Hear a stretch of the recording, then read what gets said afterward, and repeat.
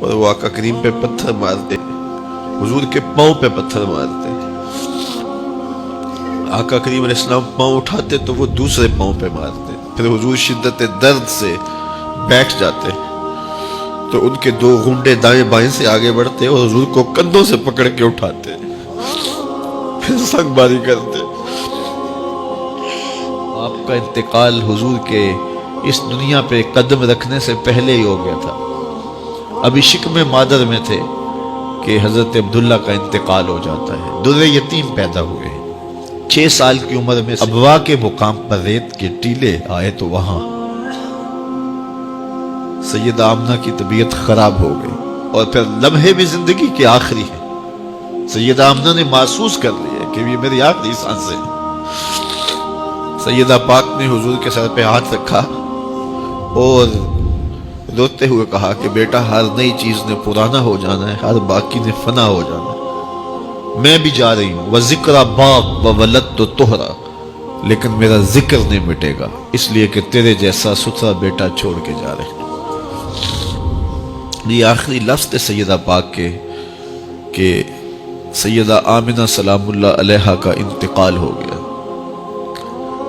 خیر، حضور ماں سے لپٹ گئے، امی آپ آگے بولتی نہیں ہیں، لیکن خاموش ہو گیا تھا چمن بولتا۔ حضور نے وہیں پھر اپنی ماں کی تدفین کی۔ تدفین کے بعد ام ایمن کے ساتھ سواری پر بیٹھ جاتے ہیں اور چمٹ جاتے ہیں ام ایمن کے ساتھ، اور وہ جا کے حضرت عبد المطلب کے سپرد کر دیتی ہیں۔ تو حضرت عبد المطلب حضور کو آغوش میں لے کے بڑا روئے، اور ام ایمن سے کہا کہ میرے اس بیٹے کا تم نے خاص خیال رکھنا ہے۔ اور پھر انہوں نے اتنا خیال رکھا کہ میرے حضور فرمایا کرتے تھے، ام ایمن میری ماں کے بعد میری ماں ہے۔ 2 سال کے بعد حضرت عبد المطلب کا بھی انتقال ہو گیا۔ ابن حشام کے یہ لفظ سینہ چیرتے ہیں کہ جب امیر قریش کا جنازہ اٹھا تو سارا مکہ جنازے کے لیے امڑ آیا، لیکن لوگوں نے 8 سال کے ایک بچے کو دیکھا جو دیواروں سے لپٹ لپٹ کے رو رہا تھا۔ آج یہ سہارا بچھن گیا تھا۔ پھر چچا کی کفالت میں آئے، پھر ایک وقت آیا کہ وہ بھی اس دنیا کو چھوڑ گئے، اور اسی سال حضور کی اہلیہ کا انتقال بھی ہوا، اور اس سال کا نام عام الحزن، دکھوں کا سال رکھا۔ اہل مکہ نے جو سلوک کیا وہ کسی سے بھی مخفی نہیں ہے۔ پتھر مارے، گڑھے کھودے، کانٹے بچھائے، اجریاں ڈالی، اپنے گھروں کے کوڑے لا کے حضور کے گھر کے سامنے رکھ دیے۔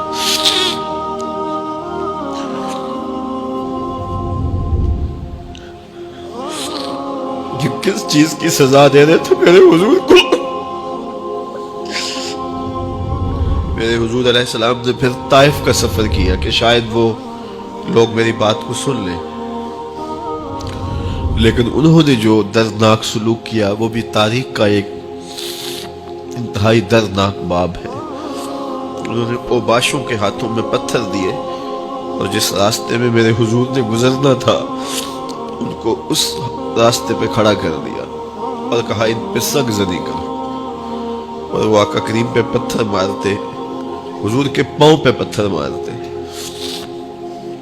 آقا کریم علیہ السلام پاؤں اٹھاتے تو وہ دوسرے پاؤں پہ مارتے، پھر حضور شدت درد سے بیٹھ جاتے تو ان کے دو گھنڈے دائیں بائیں سے آگے بڑھتے اور حضور کو کندھوں سے پکڑ کے اٹھاتے، پھر سنگ باری کرتے۔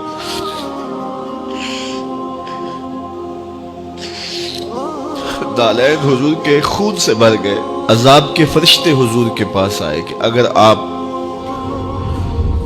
بد دعا بول دیں تو ابھی ہم ان پہاڑوں کو جوڑ دیتے ہیں اور یہ طائف کے لوگ پس جائیں گے ان پہاڑوں کے درمیان، آسمان سے پتھر اتریں گے، ان کے سر کچل دیے جائیں جنہوں نے آپ کو دکھ دیے۔ اب صحابہ جو ساتھ تھے انہیں بھی شدید آرزو تھی کہ حضور ان کے لیے بد دعا کریں، انہوں نے بڑا دکھ دیا، تو پھر حضور کے ہاتھ اٹھ گئے۔